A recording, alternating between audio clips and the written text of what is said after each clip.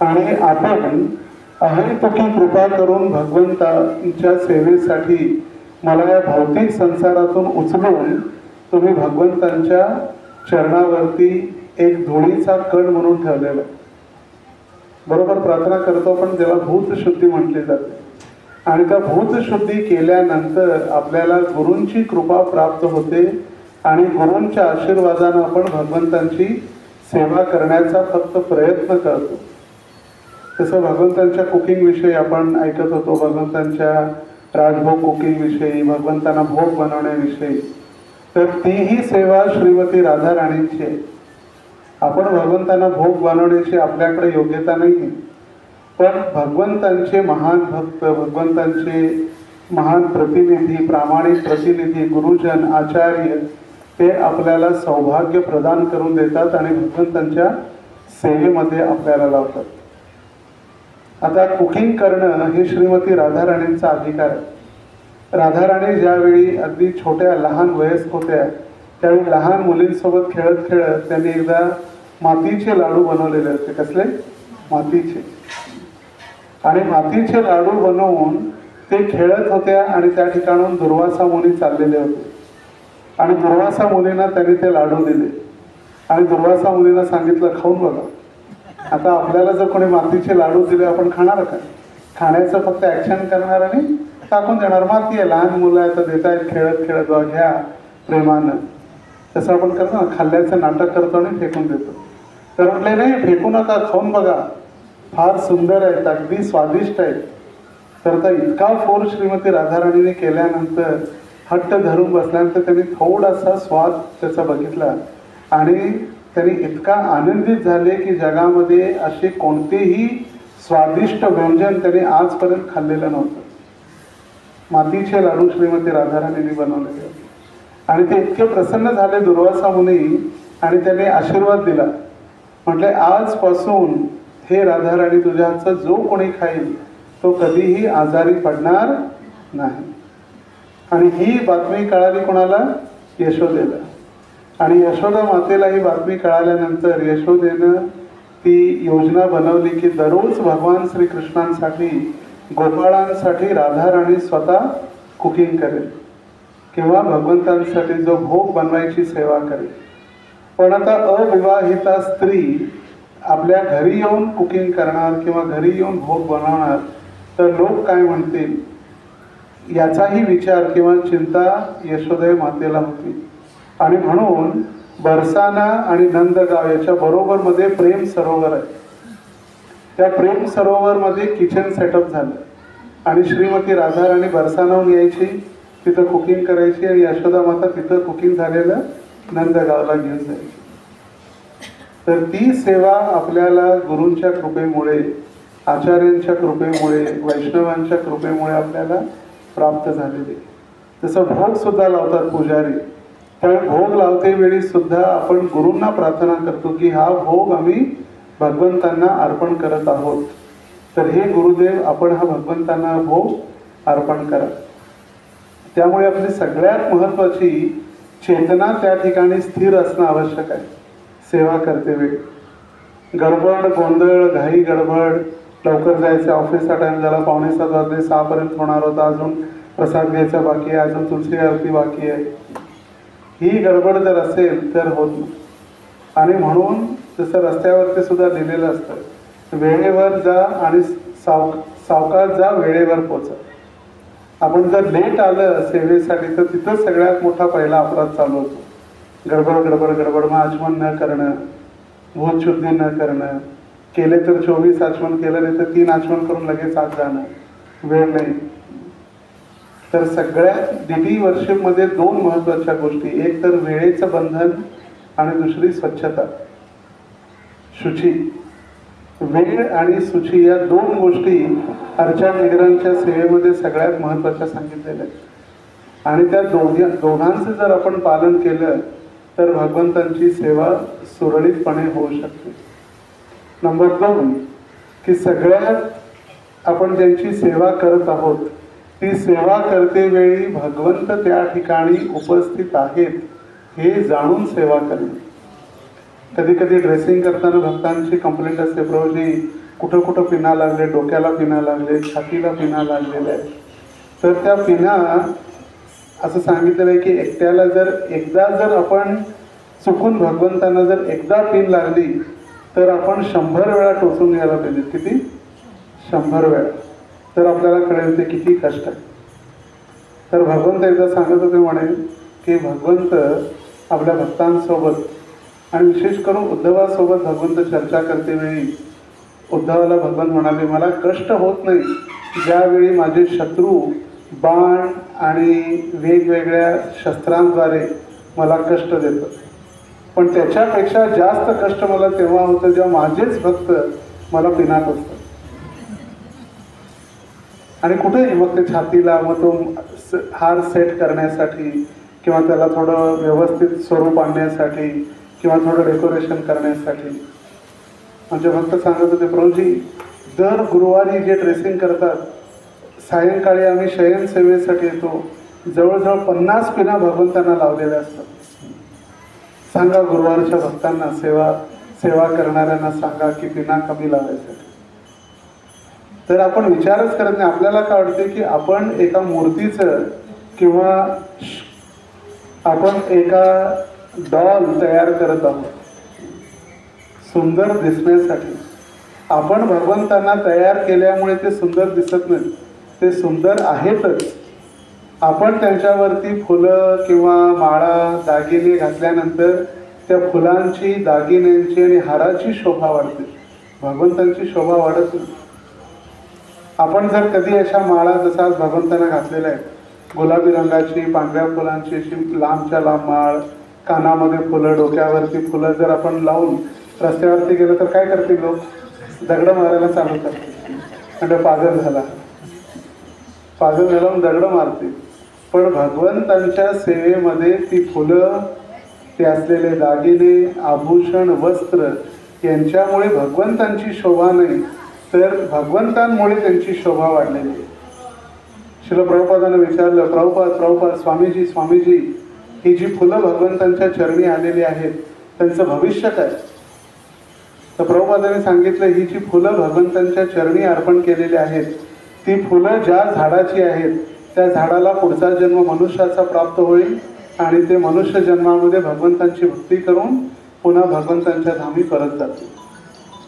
फक्त भगवंतांच्या धामामध्ये भगवंतांच्या चरणी फुलं घातल्यानंतर इतकं फलप्राप्ती. आता फुलांना सुद्धा माहित नाही, दररोज मार्केटमध्ये जे मंडईत फुलं येतात ते भगवंतांच्या चरणी जाणार आहेत की एका लग्नाच्या सोहळ्यामध्ये जाणार आहेत की एखाद्या अंतिम यात्रेमध्ये जाणार आहेत, कुणाच्या थडग्यावरती जाणार आहेत की कुणाच्या डोक्यात जाणार आहेत. पण त्यांचं भगवंतांनी गंतव्य प्रत्येकाचं जसं निर्धारित केलेलं आहे, त्या निर्धारित गंतव्यानेच त्याची पूर्ण सिद्धी त्याला प्राप्त होते. आणि आपल्याला सौभाग्य की अशा भगवंतांच्या डायरेक्ट सेवेमध्ये आपल्याला एक सेवा करण्याची संधी प्राप्त झालेली आहे. मग ती विग्रह सेवा असो, नित्य सेवा असो, प्राणेर अर्धेर धिया वाचा श्रेयम आचरणम सदा. प्राणेर ज्याच्याजवळ वेळ आहे त्याने भगवंतांसाठी आपलं जीवन दिलेलं आहे. ब्रह्मचारी आश्रम, वानप्रस्थ आश्रम, संन्यास आश्रम, ज्या तिन्ही आश्रमामध्ये इन्कम किंवा कमाई करण्याची अनुमती नाही. फक्त एक आश्रम आहे जो गृहस्थ आश्रम, ज्याच्यामध्ये आर्थिक धन अर्जन करण्याची परवानगी, अनुमती दिलेली आहे. प्राणेर अर्थेर, मग ज्याच्याजवळ वेळ नाही, काय सांगू, मरने के लिए फुर्सत म्हणतो आपण, मरने के लिए फुर्सत नाही, मंदिर में कहाँ आहे. तर मग असे लोक ज्यांच्याजवळ अर्थ आहे, पैसा आहे, ते पैसा देऊन भगवंतांची सेवा करतात. प्राणेर अर्थेर धिया म्हणजे बुद्धी, बुद्धीनं भगवंतांची सेवा करणं. आणि ज्याच्याजवळ वाणी ज्याची चांगली आहे ती वाणीनं सेवा करणं. आणि गृहस्थ आश्रम भगवंतांची सेवा करतो किंवा भगवंतांना दान देतो, भगवंतांवर आपण उपकार करत नाही. एकदा महाराज भक्तांना भेटत होते आणि भक्तांना सांगत होते की तुम्ही भगवंतांची सेवा करत आहात किंवा तुम्हाला भगवंतांची सेवा करण्याची संधी प्राप्त झालेली आहे. तर असं समजू नका की तुम्ही भगवंतांवर उपकार करता सेवा करून.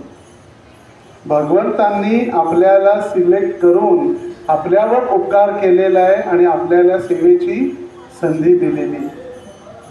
आपण भगवंतांवर उपकार करत नाही, भगवंतांनी आपल्यावर उपकार केलेला आहे. आणि भगवंतांना कुणाच्याही सेवेसाठी जबरदस्ती किंवा बांधिलकी नाही. आपण नाही तर ती कुणीही सेवा करणार, पण भगवंतांनी आपल्याला ती सेवा दिलेली आहे. आपण निमित्त मात्र बनलेलो आहोत, मग त्यावेळी आपण का ती सेवा करू नये. आणि विशेष करून जे ब्राह्मण दीक्षा घेतलेले आहेत त्यांच्यासाठी तर अर्चा विग्रहाची सेवा अनिवार्य आहे. जर ते ब्राह्मण दीक्षा घेऊन भगवंतांच्या अर्चा विग्रहांची सेवा करत नसतील तर त्या ब्राह्मण दीक्षेचा काहीही फायदा नाही. कारण तारक मंत्र जो आहे तो हरे कृष्ण महामंत्र आहे, सर्वांना तारणारा हरे कृष्ण महामंत्र आहे. पण आपण ज्यावेळी गायत्री दीक्षा घेतो, गायत्री ज्यावेळी आपल्याला मंत्र प्राप्त होतो त्यावेळी आपला पुनर्जन्म होतो. गायत्री मंत्र आई बनते आणि गायत्री मंत्र देणारे गुरुजन आपले पिता बनतात आणि आपण द्विज म्हणजे दुसरा जन्म आपल्याला होतो. आणि ती गायत्रीचा उपयोग करून आपण गायत्री मंत्राच्या उच्चारणाद्वारे आपण भगवंतांच्या अर्चा विग्रहांच्या सेवेमध्ये लागतो. नाहीतर मराठीत म्हण आहे, नाकापेक्षा मोती मोठा. नाक छोटा आहे आणि मोती मोठा होतो. मग तसं सगळ्यांना दाखवायसाठी मी ब्राह्मण आहे, जवळ माझ्याकडे जाणं आहे. काही काही फक्त असं गळ्यात घालतात, काही काही लांब सोडतात बाहेर, मी ब्राह्मण आहे, वरिष्ठ आहे. मग अशा ब्राह्मणाचा ब्रह्म जानाती इति ब्राह्मण, त्याने भगवंतांना जाणण्याचा प्रयत्न केलेला आहे, तो भगवंतांच्या सेवेमध्ये लागलेला आहे. म्हणून परमपूज्य भक्तिचारू महाराज म्हणतात की जो व्यक्ती किंवा जो भक्त ब्राह्मण दीक्षित आहे आणि भगवंतांची सेवा करत नाही त्याच्या ब्राह्मण दीक्षेला काहीही अर्थ किंवा फायदा नाही. आणि म्हणून या 3 आश्रमातील भक्तांची काळजी घेणं प्रत्येक गृहस्थ भक्ताचं कर्तव्य आहे. 3 आश्रमाची, मग त्याच्यामध्ये कोणकोणते आले? ब्रह्मचारी आले, वानप्रस्थी आले आणि संन्यासी आले. आणि त्यांचं मूळ जे केंद्र आहे त्या 3 किंवा 4 आश्रमांचं मूल केंद्र, त्या कुटुंबाचं मूळ केंद्र जे आहे ते भगवान श्रीकृष्ण. त्यांच्या सेवेसाठी आपण धनराशी देतो आणि धनराशी दिल्यानंतर आपण कितीही चांगल्या पद्धतीनं, कितीही 100% शुद्ध आहे आपला व्यवसाय, आपलं काम, आपला जॉब कितीही 100% शुद्ध असला तरी एक ज्यावेळी व्यक्ती धनार्जन करतो त्याच्या मागे 12 ते 15 प्रकारचे पाप त्या धनासोबत येतात. किती? 12 ते 15. किती शुद्ध जरी असलं तरी, 100% शुद्ध आहे माझा व्यवसाय तरी सुद्धा त्याच्यावर पाप येतातच. आणि त्या पापांचं क्षालन करण्यासाठी, त्या धनाची शुद्धी करण्यासाठी आपण भगवंतांना दान देतो किंवा भगवंतांसाठी दक्षिणा देतो, नित्यसेवा देतो. जसं भगवान श्रीकृष्ण किंवा विष्णू 2 मुखाद्वारे, 2 व्यक्तींद्वारे किंवा 2 गोष्टींद्वारे आपलं भोजन स्वीकारतात. एक आहे यज्ञ भगवान, यज्ञाची मध्ये जे आहुती अर्पण केली जाते, इदम कृष्णाय स्वाहा इदम न मम, हे भगवान कृष्णांसाठी, माझ्यासाठी नाही. आणि यज्ञ भगवान जे आहेत त्यांच्या पत्नीचं नाव आहे स्वाहा. यज्ञ भगवंत जे आहेत त्यांच्या पत्नीचं नाव आहे स्वाहा. म्हणून आपण प्रत्येक वेळी स्वाहा स्वाहा म्हणत जातो त्यांच्या पत्नीचं नाव. तर हे नाव श्रील प्रभुपादांनी अमरीश प्रभूंच्या पत्नीला दिलेलं आहे. अमरीश दास आणि स्वाहा दासी. अमरीश प्रभूंच्या पत्नीला प्रभुपादांनी नाव दिलं, जी पश्चिम बंगालची कन्या आहे, अल्फ्रेड फोर्ड. अमरीश प्रभू आणि त्यांची पत्नी स्वाहा देवी दासी. तर स्वाहा ही भगवंतांची पत्नी आहे, नारायणाची. यज्ञ भगवंतांची पत्नी. तर यज्ञामध्ये ज्यावेळी आहुती अर्पण केली जाते त्यावेळी भगवंत त्या यज्ञ कुंडाच्या मुखातून आहुती स्वीकारतात, त्यावेळी भगवंत प्रसन्न होतात. आणि दुसरं, ज्यावेळी ब्राह्मणाला भोजन दिलं जातं त्यावेळी भगवंत प्रसन्न होतात. ब्राह्मणाच्या मुखाद्वारे भगवंत आहुती स्वीकारतात. त्यामुळे आपण जेव्हाही प्रसादाचं वितरण किंवा ब्राह्मण भोजन करतो त्यावेळी आपण आपल्या घरी ब्राह्मणांना बोलवून भक्तांना बोलवून आपल्या घरामध्ये जी संपत्ती आहे किंवा जे राशन आहे किंवा जे धनधान्य आहे त्याचं आपण शुद्धीकरण करतो. आपण त्यांना खायला जे उपकार करत नाही. काही ते असेही भिक्षुक आहेत वृंदावनमध्ये आजही, त्यांना भिक्षा देण्यासाठी 1-1, 2-2 वर्ष वेटिंग पिरियड आहे. फक्त भिक्षा देण्यासाठी, घ्यायसाठी नाही. आम्हाला घ्यायसाठी वेटिंग पिरियड लागतो. भू वैकुंठ दान राशी या वर्षी 5 लाख, पुढच्या वर्षी 1 लाख, 2 लाख, 1 लाख असं आम्ही घेत असतो. पण वृंदावनात असेही भिक्षुक आहेत ज्यांना भिक्षा देण्यासाठी 1-1, 2-2 वर्ष वेटिंग पिरियड आहे. कारण ते कुणाकडूनही घेत नाही भिक्षा. ते कुणाकडूनही घेत नाही. त्यांनी विचार करून तो देणारा कोण आहे, त्याचा व्यवसाय काय आहे, तो आपल्या पापाचं फळ म्हणून दान करतोय की भगवंतांच्या सेवेसाठी दान करतो, या सगळ्या गोष्टींचा विचार विनिमर्श करून झाल्यानंतरच ते भिक्षा स्वीकारतात. तर एक आहे भिक्षुक आणि एक आहे भिकारी. दोन्ही एकच नाही आहेत. भिकारी आणि भिक्षुक यामध्ये अंतर आहे. भिक्षुक म्हणजे ज्याच्याजवळ काही नाही पण तो भगवंतांवरती पूर्णपणे निर्भर आहे. थाली या गादी दोनों गर्दी खाली. तुम्ही त्याला 56 भोगची थाली द्या किंवा गाली द्या, बस काही फरक नाही. भगवंतांवरती पूर्णपणे आश्रित आहे. आणि जो भिकारी आहे त्याला संसाराचं सुख जरी दिलं त्याला अजून काहीतरी प्राप्त करायची इच्छा आहे. त्याला संसाराचं पूर्ण जरी सुखप्राप्ती केली तरी सुद्धा त्याला अजून पाहिजे. एक भिकारीने एका मोठ्या शहरामध्ये शरीर त्याग केलं. रस्त्यावरती पडून बिचारा मेला. तर त्याची जी झोपडी होती जिथे तो भीक मागायचा त्या ठिकाणी 37,000 कॅश होता. 37,000. आणि त्यांच्या बँकेमध्ये 35 लाख डिपॉझिट होतं. आणि तरी सुद्धा बिचारा भीक मागून मरून गेला रस्त्यावर. तर तो आहे भिकारी. आणि भिक्षुक म्हणजे जो भगवंतांवरती पूर्णपणे आश्रित आहे. तर आपण ज्या संन्यास घेतो गौडीय संप्रदायामध्ये त्यांना त्रिदंडी भिक्षुक संन्यासी म्हटलेलं आहे. त्रिदंडी भिक्षुक संन्यासी. आणि जे उपवस्त्र आहेत जे आपण खांद्यावरती बांधतो प्रभुपादांना किंवा संन्यासी वगैरे बांधतात ते भिक्षासाठी बांधले गेलेलं वस्त्र. भिक्षा घेण्यासाठी, भिक्षा मागण्यासाठी काहीतरी द्या भिक्षा म्हणून.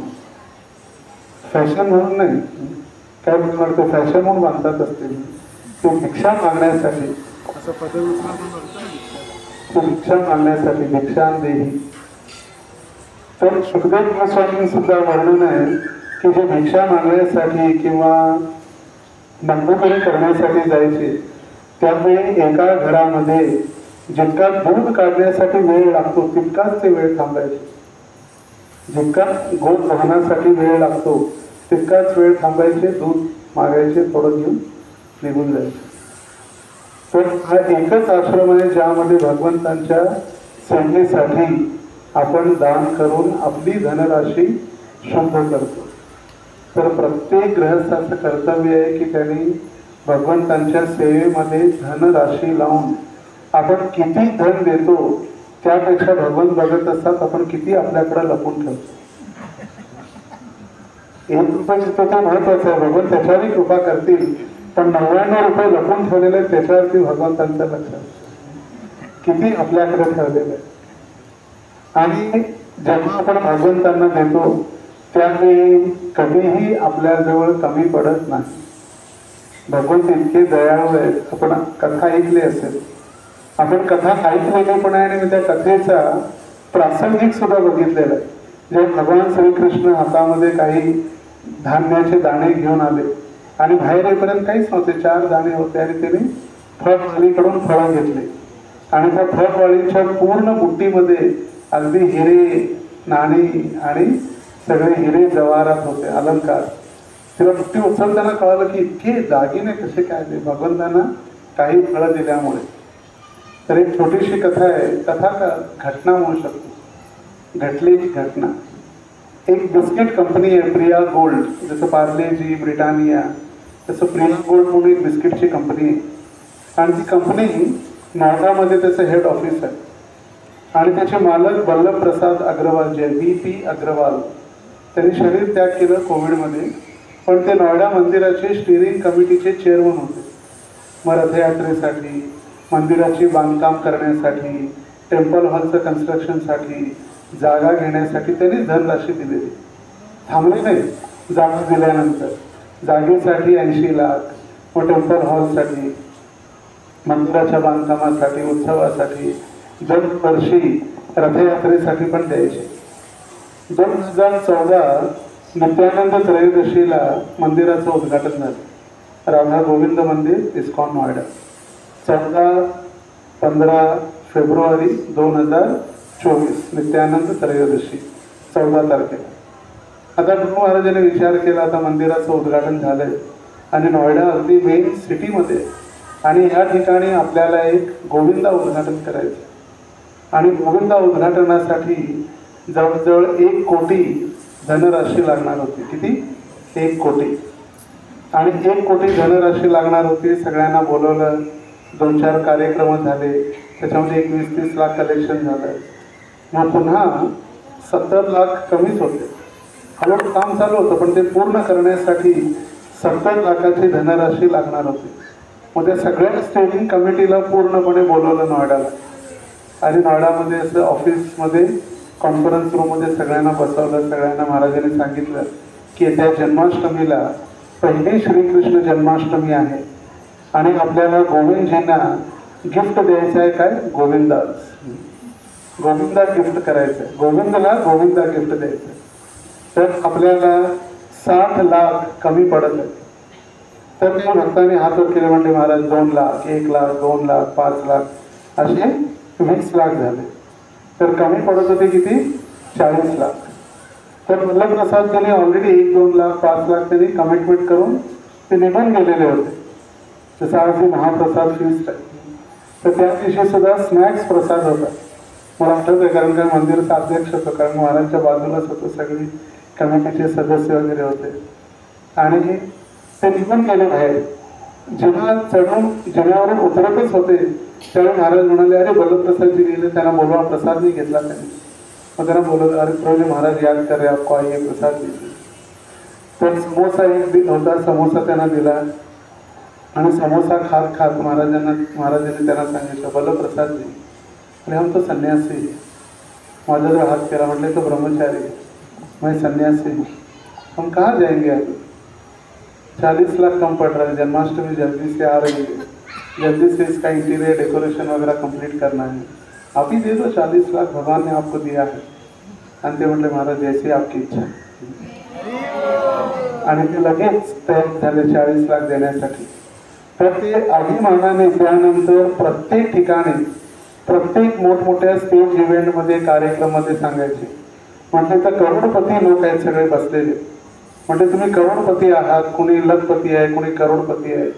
तुम्ही सगळ्यांनी समोसा खाल्ला असेल आपल्या जीवनात, 5 स्टार हॉटेलमध्ये, कुणी 500 रुपये, कुणी 1000 रुपये दिले असतील. पण लोकनाथ महाराजांनी मला एक समोसा 40 लाखाचा दिला.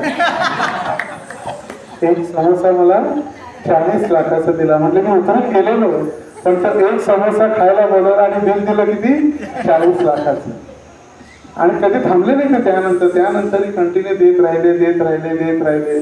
मग मायापूरला सुद्धा त्यांनी 1 कोटीचं प्लेस घेतला, संकल्प, मायापूर TOVP मंदिरासाठी. आणि कोविडमध्ये त्यांनी देहत्याग केला आणि पुन्हा त्यांची मुलं आता तो TOVPचा संकल्प दर 6 महिन्यांनी 20 लाख 25 लाख तो पूर्ण करते.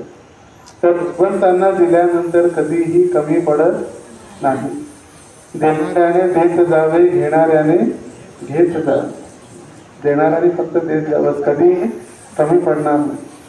आणि दिलेल्याचा प्रत्येक, भले आपल्या गुगल अकाउंटमध्ये किंवा बँकेच्या अकाउंटमध्ये, जीपेमध्ये आपल्याला नोट असेल, पण भगवंतांच्या जे अकाउंट आहे, जे चिन्मय आहे, त्याच्यामध्ये त्याचा कधीही डिलीट होत नाही. आपल्याकडून मोबाईलमधून बँकेमध्ये कधी पासबुक एंट्री होतील, सर्व्हर डाऊन होईल, पण भगवंतांच्या अकाउंटमध्ये कधीच होत नाही. आपण जॉर्ज हॅरिसन विषयी ऐकलं असेल. जॉर्ज हॅरिसन भक्त, तर आपण आपल्या भाषेमध्ये म्हणू शकत नाही की ते भक्त होते. हरिनाम दीक्षा नव्हती, कंठमाळा घातलेली नव्हती, ब्राह्मण दीक्षा घातलेली नव्हती, तरी सुद्धा स्वामीजींप्रती प्रभुपादांप्रती असलेलं प्रेम. प्रभुपादांनी विचारलं काय करणार आपण, आम्हाला भगवंतांसाठी घर पाहिजे. म्हटले स्वामीजी कुठं लंडनमध्ये शोधताय, माझं घर आहे तेच घेऊन टाका. जे लंडनमध्ये भक्ती वेदांत मॅनर जे आहे ते घर आणि 90 एकर जागा आहे त्या घरासोबत. 90 एकर लंडनची सगळ्यात महागडी प्रॉपर्टी. त्याच्यातले 60 एकर तर जन्माष्टमीला फक्त पार्किंगसाठी जागा लागते. राधा गोकुलानंद त्यांच्या घरामध्ये राधा गोकुलानंद, सीताराम, लक्ष्मण, हनुमान, गौर निताई त्यांचा हॉल म्हणजे टेम्पल हॉल आहे. आणि प्रभुपादांनी सांगितलं की तुम्ही भगवंतांसाठी घर दिलेलं आहे, पण कृष्णाने तुमच्यासाठी गोलोकधामामध्ये शाश्वत घराची व्यवस्था केलेली आहे.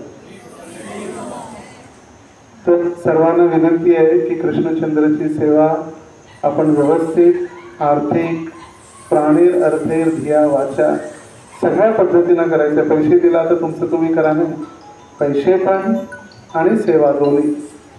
जसं गिरिराज महाराजांचे आई वडील किंवा त्यांचे इतके अब्जाधीश होते. गिरिराज महाराज करोडपतीचा मुलगा, अब्जापतीचा मुलगा म्हणू शकतो आपण. तर जेव्हा त्यांच्या वडिलांना कळालं माझा मुलगा अगदी गरीब झालेला आहे आणि अगदी भिकाऱ्यासारखं वैराग्याचं जीवन जगत आहे पत्र्याच्या शेडमध्ये मुंबईला, त्यांचे वडील लगेच विमानातून आले आणि प्रभुपादांना भेटण्यासाठी बसले. म्हटले आमच्या मुलग्याला परत करा.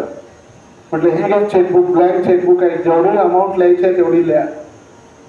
खरं आमचा मुलगा मला परत द्या, एकुलता एक मुलगा आमचा परत द्या. प्रभुपादांनी गिरिराज महाराजांना बोलवलं, गिरिराज कम हिअर. म्हटलं आले. म्हटले काय करायचं, चेकबुक आहे तुला मागतायत वापस, काय करायचं सांग. ते म्हटले स्वामीजी प्रभुपाद चेकबुक पण घ्या आणि मला पण ठेवून घ्या, मला पण ठेवून घ्या आणि चेकबुक सुद्धा ठेवा.